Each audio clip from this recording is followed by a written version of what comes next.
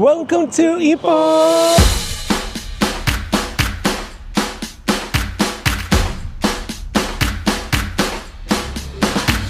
Itong hotel na to, very ano siya, team kahoy, o di ba? Tingnan natin kung maganda yung ano, yung kama.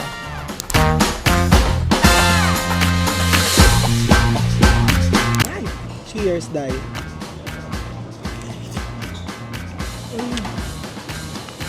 Sarap.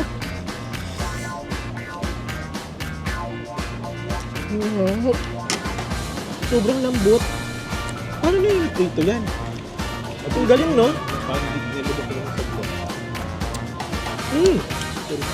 Sarap. Sobrang lambot. Hi mga club! Welcome back to our YouTube channel. Shoot na kayo! Ciao! And we're back for another travel video and episode dito lang yan sa Malaysia. And this time mga kla, babalikan natin yung isa sa mga underrated cities dito sa Malaysia, which is ang Ipoh. Oo mga kla. So, ang Ipoh is parang kapatid or parang small version ng Penang dito sa Malaysia. Food heaven, very underrated. Kumbaga parang konti lang ng mga bumibisita at mga tourist spots. Yung mga tourist na pupunta dito sa city na to. And dahil nga siguro one of the reasons why, it's because konti lang yung mapupuntahan mo dito. Pero Diyos ko dahil, kapag sinabi nyo namang yung chill lang kayo, kung gusto nyo lang umexit ng KL, Diyos ko dahil, pumunta kayo sa Ipoh at grabe ang pagkain dyan. At saka itong city na to or itong state na to, ang isa sa pinakamurang state na pwede nyo pagbakasyonan. Kumbaga parang siya, sulit budget meal, gano'n, parang kiddie meal. So mga kala, nakikita nyo ba yung bago kong hairdo? Ang init kasi dito sa Malaysia, day. Pabortang talong talaga tayo. O, tingnan nyo, nakita nyo yan? O, pak, o, gusto nyo yan? O, militar. Private, Benjamin, chareng. So, ayan, kasama natin si Chad for today's video. Hello, Chad. Hello. Yes, excited. Diba? Excited na kami pero day, jumujulan day. Grabe yung Julanis Morissette. Grabe yung dito, yung weather ngayon dito sa Malaysia. Sala sa init, sana sa lamig. So, ang natin nito, Chad, convulsion. Charot. Grabe. Nag-aantay na kami dito kasi nga yung aming bus is at 3 p.m. Oo, 3 p.m. talaga yung bus namin. So, anong oras na ngayon, Chad? Tingnan mo nga. 2:53. So, 7 minutes na lang, darating na yung bus namin. So, yung travel time pala natin doon is 2.5 hours to 3 hours, no? Tapos, yung pamasahin namin is 27 ringgit one way. So, lang siya, no? Mura lang siya. So, parang lalagyan na natin conversion dito kung magkano siya in Philippine peso. Pero, grabe, recommended talaga tong Ipoh pagdating sa mga pupuntahan or gusto nyong escape ng Kuala Lumpur. Kasi grabe, sarap ng pagkain dito, no? Parang ito yung Little Penang, no? Oo, tama. Diba? Makakaloka. Sobrang sarap ng mga pagkain dito, makakala. I know na nakapag na tayo dito, nakapag travel vlog na tayo dito last year. So, kung gusto nyo panood, eto, pakita ko sa inyo. Ayan. Pakita ko dyan sa screen. Charot. Super saya. Makikita nyo din yung mga pwede nyo puntahan sa Ipoh City. Tapos, yung mga pwede nyong kainan, yung mga suggested na mga kainan na makinainan natin that time last year. But this time, mag-chill lang kami ni Chad, lilibot-libot lang tayo ng konti, kakain tayo ng malala. Tapos, yun lang talaga yung pinunta namin dun, yung mag-chill, yung mag-unwind, yung ganon. At syempre, maging kumain na kumain. Ganon. So, super excited na ako, Pero dahil, wala pa yung bus. So, eto mga akla, papakita ko sa inyo. Dito kami. Yan. Diyan namin naantayin yung bus. Pero nandito kasi yung bus station. Diyan. Nasa KL Central kasi kami mga akla. Tapos ayun, grabe yung Julanis Morissette. Dayo. Kita nyo yan, Day? Grabe yung Julanis Morissette, mga mi. Skuday, mga mi. Grabe yung grabe talaga yung ulan, no? Pero sana hindi tayo ulanin sa Ipoh dahil super excited na akong kumain at maglibot at mag-unwind sa Ipoh. Excited ka na? Okay lang. O tara na. Mga class, samahan nyo kami sa aming mini journey at lang naman tayo doon, 2 days lang tayo doon, no? So 2 days lang tayo doon. Kumbaga para matutulog kami ngayong gabi. Tapos ang full pack at full full gala namin sa Ipo is tomorrow. Oo, mga akla. Tapos kinabukasan noon, Jewel yan. Super quick lang talaga. So, ayun, tara na, samahan nyo kami mga akla sa ating journey at Diyos ko day, sakay na tayo ng bus. O, kayo dyan, mag-isais muna kayo, mag-impake muna kayo para at least, Diyos ko day, i-ready nyo yung sarili nyo dahil tatakamin namin kayo sa travel natin sa Ipo. Diyan lang kayo mga team!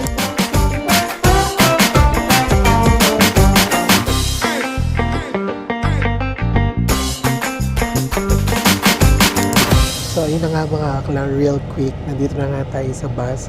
And, Diyos ko te, on time din talaga yung bus dumating. So, currently it's 3:11 na ng hapon. So, talagang 3 o'clock is dumating siya. Nakita nyo naman sa window natin, is umuulan talaga mga mima. Grabe. Eh, iba pa naman yung ulan dito sa Malaysia mga te. Kapag umulan dito talaga, grabe, alam mo yung parang bagyo-bagyo na, yung parang signal number 2, ganyan. So, ayan, parang madalian lang talaga tong plano, tong trip namin for today's video. Kasi nga, parang ano na rin kami, after nung Taiwan, di ba? After nung Taiwan, after nung Melaka, parang sabi namin is, ano naman tayo, gala naman tayo. Kasi parang, almost 1 month na rin tayo kami ni Chad na nandito sa Kuala Lumpur. So, ayun. And yung mga akla, ulitin ko lang sa inyo ulit. So, ito yung presyo ng bus natin. Yan. And mga akla, may 2 ways kayo para pumunta ng Ipo. So, yung one way is itong bus, which you can book or pwede nyo siyang i-book sa Redbus. Ito yung pangalan nung application, which is Redbus. Or, lalagay ko na lang sa description below yung link para i-download nyo siya sa mga pupunta dito sa Malaysia at gusto mag-travel sa Ipo. And then, yung second way naman nyo mga akla para mas magpabilis kayo pag-travel. Kasi sa bus 3 hours, tong second option nyo is yung KTM Intercity. Yung KTM Intercity is parang yan yung mga train papunta sa mga interstate or mga karatig city or karatig bayan or karating lapit bayan ng Kuala Lumpur. Very Tagalog naman yung mga ayun, parang ang naman niya, ang traveling time or yung traveling hours niya is parang 2 hours and 30 minutes. Yung iba naman is 2 hours and 45 minutes. So yun talaga, wala siyang traffic. Kasi nga, nakatrend kayo, di ba? Unlike dito kasi sa bus, parang siya, 2.5 hours to 3 hours. So kung traffic dito, so hindi naman natin magagaranti na 2.5 hours to 3 hours yung traveling time unlike nung train. So iba nga lang yung presyo ng mga bakla. Tapos kailangan, kung isasuggest ko sa inyo mga akla, kung magki-KTM Intercity train kayo, o di ba? Very very raw talaga tong vlog natin. Padilim-dilim, nagba-brown out. Charot. Ayun, siya, medyo mahal. Parang naglalaro sa 45 to 50 Malaysian ringgit yung presyo nung train nyo, yung Intercity, KTM Intercity train. Medyo halmi talaga siya, unlike sa presyo ng bus na naglalaro sa, meron kayo makakuha kayo ng bus ticket price na 22 ringgit to 30 ringgit per person one way papunta ng Ipo. Sobrang mura siya. And then, mga akla, ang kagandahan din naman din pala, balik tayo din sa application which is yung Redbus. Ang kagandahan naman sa Redbus is, siya, yun yung application where you can book your intercity or interstate na mga destinations na gusto nyong puntahan dito sa Malaysia. Like for example, Melaka, Penang, Ipo, Cameron Highlands, Genting Highlands, mga ganyan. Marami kayong pwedeng i-book na mga destinations using the Redbus kasi ayun, doon din kami talaga nagbo-book mga bakla. And ayun, so currently nandito pa rin tayo sa Kuala Lumpur, and good thing here is that buti na lang 3:00 kami ng hapon umalis kasi since it's Friday, kasi nga kakalabas ko lang talaga literally ng opisina namin. Yung opisina ko kasi sa KL Central lang. So, paglabas mo ng opisina namin, mall na siya, tapos nandun na agad sa KL Central. So, ayun. Mamaya kasi kapag alas 6 kayo umalis dito, medyo matatraffic na kayo kasi uwian di ba? Parang tayo lang sa Pilipinas, ganun, yung parang uwian. Ayan. Sana makarating kami ng mga alas 6 para makarampa pa kami ni Chad mamayang gabi. Saka sana wag naman jumulanis mo reset ng bonggang-bong. Medyo, lang, paulanin lang ng konti, ng very very light, yung ganon. Kasi grabe rin yung init dito sa Malaysia, mga bakla. Kita nyo naman yung puti, di ba? Yung gupit ko ngayon, dahil super jikle. Saka very army cut. Bumagay ba mga bakla? Comment below kung bumagay. Charot. Ayun. Excited na ako kasi favorite ko yung Ipo pagdating sa mga pagkain. Saka sobrang mura talaga niya, mga Mima. I will suggest, kung gusto nyong maranasan yung Penang feels, tapos yung mga parang mural artwork, yung mga Asian city, tapos yung mga pagkain na parang nalalayuan kayo sa Ipo. Kasi yung Ipo parang 6 to 7 hours yung traveling time using bus. Pero kapag nag-flight kayo, mga less than 1 hour lang, yung mga 30 to 45 minutes lang. Mag-Ipo kayo mga Mima, kasi parang mini Penang talaga yung Ipo.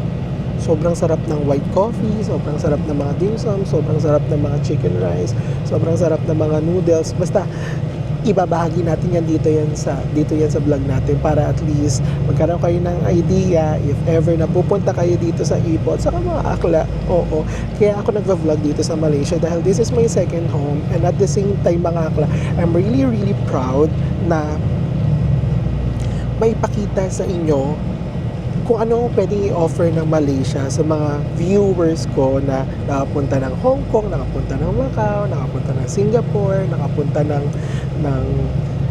Taiwan, nakapunta ng Korea, nakapunta ng Japan. Give chance sa Malaysia kasi grabe, sobrang daming pwedeng i-offer ng Malaysia sa inyo, lalo na sa mga traveler na gusto ng something new, gusto ng makaranas talaga ng sobrang sarap na pagkain. Hindi ko kayo talaga bibiguin. Ako na 12 years na ditong nakatira, or dito na ako talaga nagtatrabaho for 12 years. Grabe, sobrang dami yung pwedeng gawin at dami yung pwedeng puntahan dito sa Malaysia na very affordable at hindi kayo gagasta ng sobrang laki. Mura lang din dito sa Malaysia. Kaya mga akla, ayan, after this, matutulog muna tayo dahil dahil alas 6 ng umaga, gumising na tayo, trabaho na tayo, pumunta na tayo ng opisina para ma-achieve lang natin yung makaalis tayo ng 3 PM papunta ng Ipo. At syempre, iano ko sa inyo, ipapakita ko sa inyo yung hotel accommodation na binook namin. Sobrang mura lang niya, and after nun, itatry natin kung makakain agad tayo agad-agad na mga pagkain na pwedeng i-offer ng Ipo sa atin at saka syempre sa inyo mga akla. But for now, mga akla, matulog muna tayo. Matulog din muna kayo dyan, magpahinga muna din kayo dyan, at after this, pagkagising natin, dahil isang pack, doon na tayo sa Ipo. Update ko na lang kayo mga miha. Gano'n na. Bigay ko na dahil ko naman sinabing haba-haba na naman ang ating mga chikahan. Gusto niyo yan, di ba? Tara na, matulog na tayo dahil sarap ng panahon na to. Sarap magpainit kasi ang lamig, tas julan-julanis.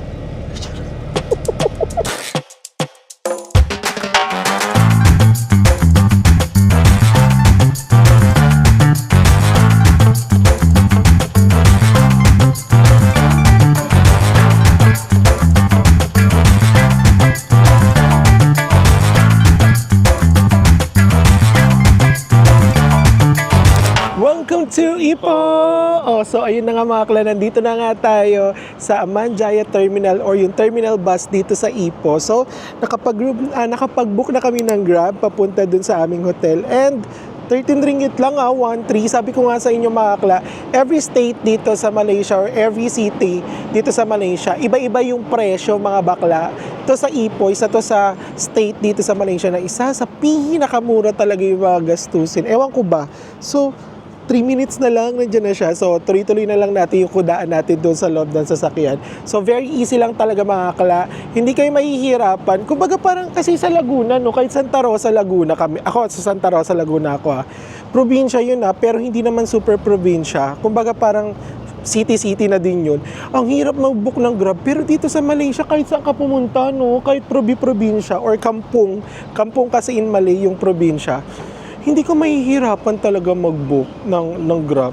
Hindi ka mahihirapan. So, ayun, papunta na tayo ng ating hotel. So, tama nga na 3 hours lang yung ating biyahe. So, imagine, it's 6:05 pa lang or 6:06 pa lang ng gabi. At tsaka makikita nyo mga bakla, papakita ko sa inyo. Oh, diba? Aliwanag pa dito sa Malaysia. Mga 7:30 or mga 7:30 to 7:40 maggagabi dito sa Malaysia yung magdidilim talaga. O, diba? Nakakaloka. Seka, saan na yung Grab natin? Ay, paikot na siya. 3 minutes. So, ayun. So far naman, sobrang smooth lang din talaga ng biyahe namin from KL to Ipoh. And then, kung may one stop over kasi, saka medyo talagang tinadtad kami ng ulan sa KL papunta dito sa Ipoh. Kung hindi siguro nag-uulan, saka hindi pa kami nag-stop over dun sa isang pinag-stop overan sa Kuala Lumpur. Siguro mga 5:30 nandito na kami. Mga 2.5 hours lang. But, ayun, in-achieve pa rin nila talaga yung 3 hours talaga na traveling time papunta dito sa Ipoh. So, dito sa Malaysia, actually, as of the moment, parang from April to May, medyo mainit-init Kaya for the jubig-jubig talaga kami ni Chad for today's video. Ayun, makikita nyo, pagbaba namin, bumili na agad kami ng tubig kasi medyo majinit. Pero, since medyo nag-uulan nga dito sa Malaysia ngayon, hindi siya masyadong mainit, pero ramdam ko pa din yung singaw ng init. So, ayun, dahil ko naman kinuda mga mare. Nakatulog ba kayo? Alam ko nakapagpahinga kayo kasi ako nakapag-recharge talaga ako sa grabe ng energy natin at Diyos ko ready na tayong rumampa dito sa Ipoh. Pero paano tayo makakarampa kung wala pa yung Grab? Charing. Ayan na. Malapit na siya. Ayan na. Malapit na siya. Halagang 13 ringgit, no? Wala pang 150. Punta na tayo sa ating hotel. So, ayun mga akla. Balitaan ko na lang kayo once naka-check-in na kami. Papakita ko sa inyo yung pangmalakas ng hotel accommodation namin. Dito lang yan sa Ipoh, Malaysia.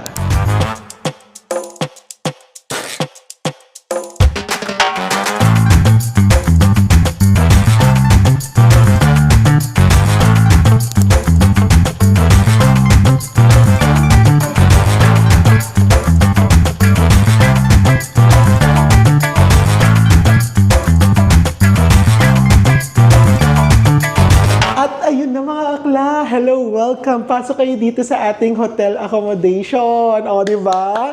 So, nandito na nga tayo mga akla sa Parlor Hotel. Oo, mga akla. So, parang siya, bagong-bago pa yung hotel. So, itong hotel na to, mga akla, again and again, mga akla. Binook lang natin itong hotel na to sa Agoda. Dahil nga sa Agoda, mga akla, doon yung mga pinakamura talaga, sa pinaka-lowest price, guaranteed. Oo, 100% guaranteed yan. Dahil doon lagi ako nagbubook at lagi ko kino-compare yung mga pricing ng mga hotel na nakikita ko sa sa booking.com, sa Agoda, sa Trip, and even sa Klook. Agoda talaga ang pinakamura. Promise yan. So, tong hotel namin, tong Parlor Hotel is located siya sa roadside dito sa Ipoh City. And per night is nagkakahalaga lang siya ng 82 ringgit and 50 cents. Kasi ang total na binayaran namin dito with tax is 165 ringgit for 2 nights. So, ilalagay na lang natin conversion dyan in Philippine peso. So, yun mga akla, grabe ang ganda ng location kasi nga roadside, ang daming kainan. Pagtawid mo, night market na, ang dami mo pwedeng puntahan, ang dami mo pwedeng kainan at dami ring apam na pwedeng kainin. Charot! Charot lang. So, ayun, simulan na natin yung room tour natin dito sa ating hotel. So, eto, meron sila ditong queen size bed. At so, Diyos ko itong hotel na to, very siya, team kahoy. O, diba? Tingnan nga natin kung maganda yung yung kama. In fairness, maganda. Tapos, meron ditong aircon. Yan, may pa-air conditioning. So, isa sa nagustuhan ko dito is dalawa. Kada isang tao yung yung unan. Comment below mga akla. Oo. Kung naano kayo, kung na-stress kayo kapag isa lang yung unan na nakalagay sa sa kama. Ako hindi kasi ako maunan talaga kasi akong tao eh. So, very kung natutuwa ako kapag apat yung nakalagay na unan kasi makakatulog ako ng bonggang-bongga yan. Saka, meron sila ditong yan, pa-toothbrush. Ay, ang ganda ng toothbrush nila. Parang pwedeng iuwi, day. Tatlo yung binigay. Tapos meron dito, ang kapal ng ng tuwalya. Tapos meron sila ditong pasupa, mini supa. Uy, ang lambot. Ang ganda, parang masarap dito mag-prank. Ay, charot! At meron sila ditong smart TV din, mga akla. So, very very chipanga. Chipanga chipanga yung price, pero grabe yung yung amenities, saka yung itsura nung kwarto, grabe. Very nagmo-modern na rin siya. At dito, meron ditong study table or parang office table. Ganda rin nung chair nila, lakas nung parang mga design sa atin, ng mga makaluma, di ba? Ganda dito. Pero, hindi naman tayo nagpunta ng hotel para mag-study. At hindi rin tayo pumunta ng hotel para magtrabaho. So, mag-enjoy lang tayo dito. Tapos, meron sila ditong parang lakas maka-Dyson na hair dryer. Kita nyo yan? Ganda. Tapos, meron lang ditong very minimalist na mirror. Tapos, wala sila ditong cabinet. Pero, very industrialized design yung yung atake nila. Team kahoy talaga sa metal. Ganda. Tapos, meron ditong hanger. Tapos, punta na tayo dito sa... Ay, ganda rin pala ng mga pa-side table. Nakita mo yan? Ganda. Saka yung tapunan nila, ano to? Tapunan ba to? Or taihan? Charot! Kasi may butas Ano to? Hindi ko alam kung ano yung may butas Charot. Baka taihan nga. Charot. Tapos punta lang tayo dito sa CR nila, sa toilet nila. Ay! Ang cute ng tiles. Ang lakas yung tiles ng mga 1990s. Ganda. Tapos, ganda na yung taihan, may bidet. Dito sa Malaysia, lagi talagang may bidet. Uso sa kanila yan, parang sa Pilipinas. May pa-bidet, tapos may pa-shower din dito. May pa-hot and cold. Tapos, team kahoy ulit na na mirror. Ganda. Ay, ganda nito, Tsare. Tapos, team kahoy din tong nila, pintuan nila. So far, napaka very woody yung nila, woodening yung design nila. More on wood sila. Kung nakikita niyo ito, kahit yung pader natin, wood, tong mga side table, yung mga table, pati yung headboard ng kama natin is wood. Very sila, umuuso sa, sumasakay sila sa trend. At nakakaganda talaga, at saka nakaka-refresh yung paputi, tapos meron lang pa woodening. Very very hidden hotel na makikita nyo dito sa Ipoh. Kasi kadalasan ng mga hotel dito, mga chararot day, parang mga luma-luma. Pero ito, approved na approved to kay bakla. So, sa sobrang murang halaga, mga akla, dito na kayo mag-book if you're going to visit Ipoh via via Agoda. I-book nyo na yan, mga bakla. Syempre, yung presyo na 165 Malaysian ringgit, magdedepende yan, mga akla, kung kailan kayo magbo-book, kung peak season ba, kung Friday, Saturday, Sunday ba. So, depende yan sa araw or depende yan kung peak season yung ibubook nyo. So, sa ngayon, sinuwerte lang kami na 165 ringgit lang yung nabook namin dito sa Parlor Hotel. So, after this one, mga akla, pupunta na tayo dyan sa tawid lang natin na hotel, which is yung night market. Tingnan natin kung anong mabibili natin, makakain natin dyan. At syempre, crawl pa tayo. Crawl. Maglalakad-lakad pa tayo dito sa sa night market na yan, kung may mga restaurant pa na pangmalakasan para umpisahan na natin agad-agad ang kainan dito sa Ipoh. So, for now, mag-freshen up lang muna si bakla. Kayo mag-freshen up na rin kayo. After nating maligo, mga akla, sabay-sabay tayong maligo at sabay-sabay rin tayo maghahapunan. Kaya kumapit na kayo, mga akla, dahil idedire-diretso na natin tong travel natin dito sa Ipoh. Gusto niyo yun? Charot!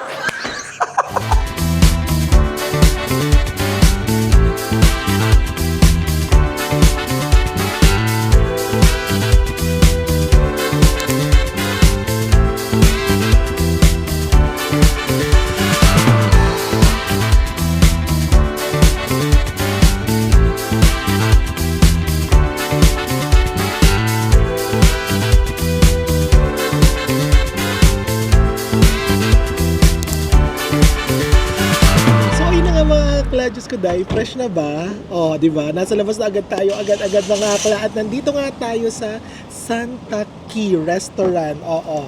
Saan kakain na tayo agad-agad. Oo. Yung Santa Key parang Suntok Key. Ganon. Charot. So, ito, nag-order tayo ng... It's okay. Thank you. Okay. So, ang kinain natin or in-order natin is yung Yu Guan Hor. Kasi ito yung famous nila, yung parang may mga paitlog-itlogan. Yung fresh na itlog no? Yung fresh na itlog. Ayan nasa tabing daan talaga tayo, Day. Very street food. Ayan, yan. Hinalo ko na yung pinaka-fresh egg, mga bakla. Kasi syempre, Day, para maluto naman, kakainin ko ng hilaw. Bakla kayo. Try natin to. Parang ng charge, ano yung char kway teow. Pero ito, may paitlogan. Ito yung nagkakahalaga ng ng 10 ringgit. Tapos lagyan natin. Ayan, tingnan niya. Nakikita niyo ba yan? Nakikita niya. Parang di naman nakikita. Char. Ayan.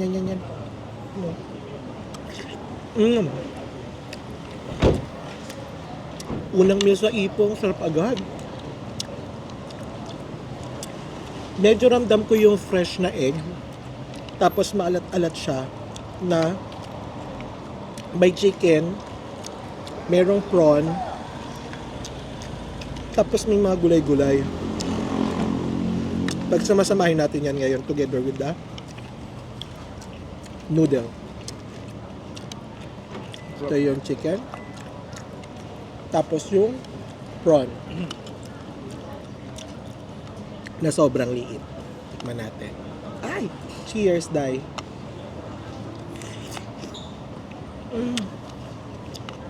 Harap. Ito lasang lomi lang. Harap. At saka, nakakaloka yung serving nila, te. Pang ata to, pang 3 tao. Ang dami. Sinasabi ko sa inyo sa 10 ringgit. Hindi kayo makakita ng ganitong 10 ringgit sa Kuala Lumpur, Day. Only in Ipoh. Mura talaga dito, Day. Sarap.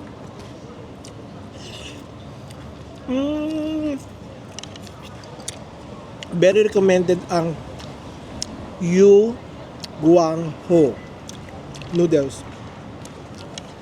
Kasi tinanong ko ano yung recommended dito na noodles sa Ipoh. Ito daw. Ang galing ng magic ng Chad, ng itlog. Ala. Minukbang na natin. Sa coffee nga hinahalo yan.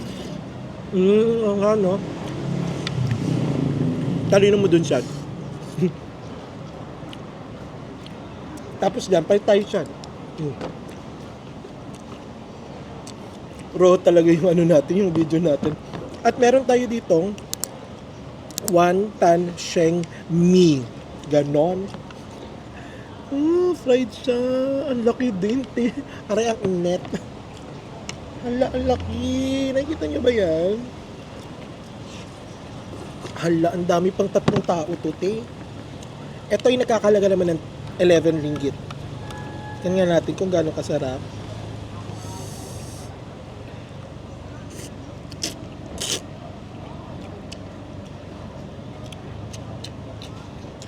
Ang sarap ng lasang itlog.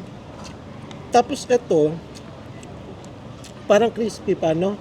Naluto siya sa init ng sabaw. Oo, naluto nga siya sa init ng sabaw. Itong noodles na to. Hindi siya talaga niluto, no? Hindi siya overcook or lapsak. Hindi siya labsak, hindi siya overcook. Tapos parang hindi siya niluto.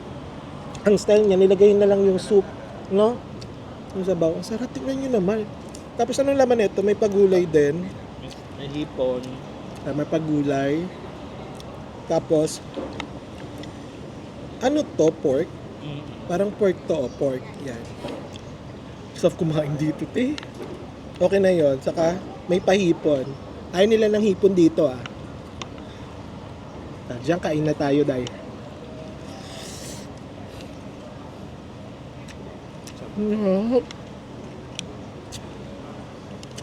Yung sabaw niya ang nagpapasarap. Para siyang egg noodle soup. Oh, parang ganun. Parang palomi na egg noodle soup. Ayan,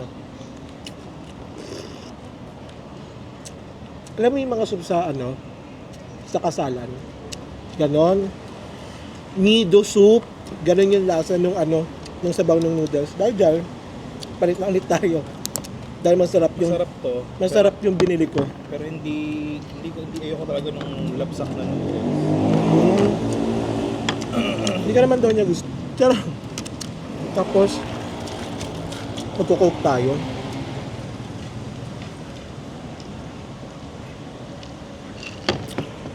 Grabe yung sarap. Tapos, hindi talaga ako makamove on sa stinky tofu. Bumili naman kami dito ng fried tofu. Itong fried tofu na to, 1, 2, 3, 4, 5, 6, 7, 8, 9. 9 pieces. Alam niyo kung magkano to? 6 ringgit lang. Try nga natin. Parang may patoyo lang siya tapos may mga pa-spring onions. Try.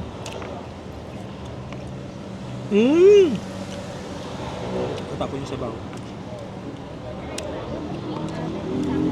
Hindi siya typical na to na ano na tofu. Crispy outside, pero yung loob para siyang taho. Papakita ko sa inyo mga bakla. Ang sarap. Ba't ang sasarap ng mga pagkain dito? Yung pangalan talaga niya na suntok me. Susuntukin ka sa sarap. Charot. Kakagat ako ha. Ayan oh. Para siyang taho. Ayan. Ayan mga bakla. Ayan oh. Sobrang lambot. Paano nila naprito yan? Ang galing, no? Pandit, nilubok ko lang sa gulong. Recommended. Very bago to sa ano sa pagkain natin ha. And then, our favorite namin, chicken feet. Comment below kung gusto nyo rin ng chicken feet dahil tikman natin. Kakaiba yung chicken feet nila. Lasang bakote. Yung chicken feet nila dito, kulay itim. Parang adobong chicken feet sa atin. But let's try the chicken feet.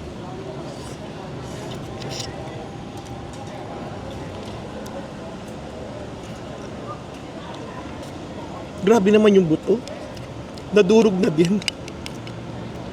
Malambot siya, sobrang lambot. Tapos lasang ano, lasang bakote, yung parang ano, Chinese herbal soup. Tapos, lasa ko rin yung star anise. Lasa ko yung star anise. Nakita niyo yan? Chicken feet. Sarap. Sobrang lambot.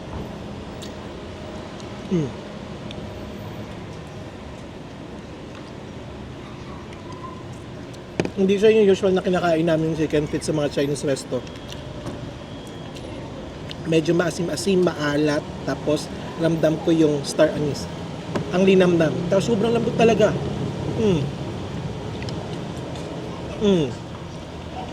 Ang lambot talaga.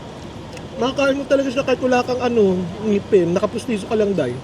Hindi siya manlalaban.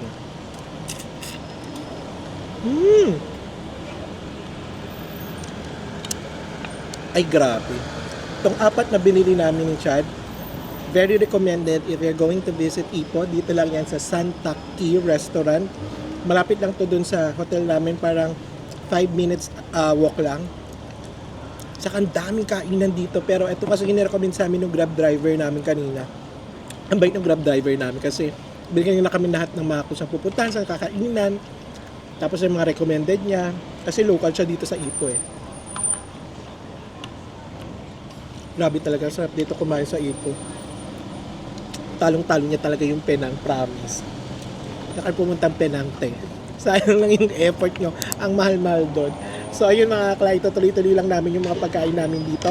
At ito pala yung total na bill na binayaran namin dito sa apat na dishes na kinain namin dito sa Santa Key Restaurant. So after this, balik tayo ng hotel. Mamaya siguro, if ever na meron pa tayo lakas, mag-midnight snack naman tayo. And then after that, tulog and raban tayo for tomorrow's video. Kaya kayo mga akla dyan, kain lang kayo, magapunan na rin kayo. Alam ko natakam na naman kayo sa kainan natin for today's video. Eh, ganun talaga mga bakla. Charot! Tinatakam ko talaga kayo. Kaya punta na kayo dito sa Malaysia.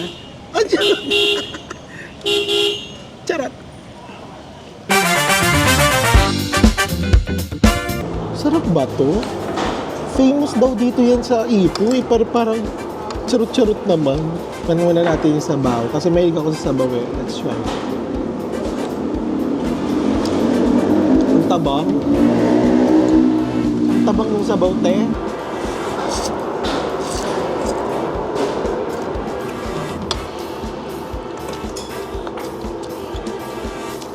Hindi masarap po lahat yung lasa.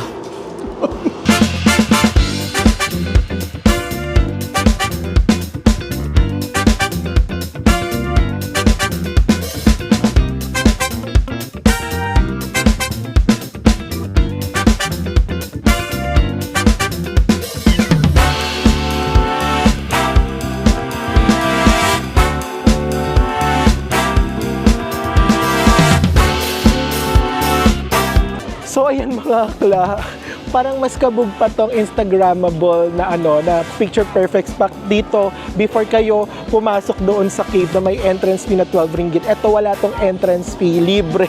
Pipila lang kayo. Parang mas kabog to, no?